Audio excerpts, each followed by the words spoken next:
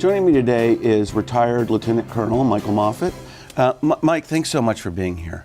John, thank you for inviting me and for paying a little bit of attention to Memorial Day. Well, that is exactly why we have you here, is we want to talk initially about Memorial Day, and then we can talk about sort of other things, but really Memorial Day, I mean, as sort of somebody who's been in the armed forces, it must have sort of special meaning to you. And the history must also be important. It does for a lot of reasons. I'm a history guy. I've taught history. I love history. And there's a huge historical component that I wish more people were aware of. And you paying some attention to it here helps with that. Yeah, certainly veterans or military theme. That's a big part of it. And there's some personal pieces to Memorial Day that are near and dear to my heart in different ways as well. You know, I'm a little ignorant of sort of the historical resonance behind Memorial Day. Can you tell me about when we really, you know, we just, like many Americans, I just see it as a holiday and I think about it in the context, but I really don't know much in depth about it.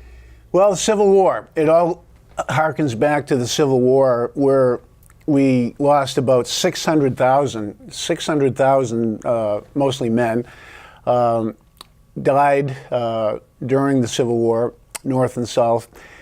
And during the war and after the war, with 600,000 graves and lost souls and family members, to remember them, and especially as a lot of the dead were disinterred and reinterred right after the war, to commemorate or later memorialize them in their memories, largely with flowers. It was known as Decoration Day, really, until pretty much after World War II.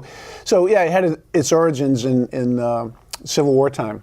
Well, it's amazing. In 600,000, you know, you think about it in today's population, it doesn't seem like a big number, although that's probably half the population of New Hampshire. But, you know, you look at the population of the United States, you know, back then, 150 years, I mean, 600,000. Yeah, you go back to Ken Burns's PBS series on the Civil War that raised awareness on the part of so many people as to the incredible numbers, percentage-wise, of people, you know, killed, families impacted. Oh my gosh! So yeah, right after the Civil War, there in different parts of the country there were commemorations. Some of them very interesting. You know, a little bit of research. May of 1865, the former slaves, the freedmen in Charleston, South Carolina, where the Civil War started, get together. There had been a POW camp where, you know, many, you know, hundreds of Union soldiers had died and were buried in a mass grave. And in May of 1865, prompted or led mostly by the African American, the freed slaves, they had a major service where they they cleaned up the cemetery where the mass grave was and decorated it and remembered these soldiers who died. And is that where we can trace the roots? Well, I'm not sure that particular May of 1865 ceremony is necessarily the, you know, that's an example of the type of event. Of what people were doing. Right. The actual formal decoration of Memorial Day goes back to 1868, a little bit after that. But throughout the South and the North, there were these, you know, impromptu, largely springtime when the flowers come out, grave decorations that happened at cemeteries all over. But in 1868, it became, I don't want to say federalized, but there's a General Logan, who's the head of the Grand Army of the Republic, who had a proclamation designating May 30th as the day to decorate graves.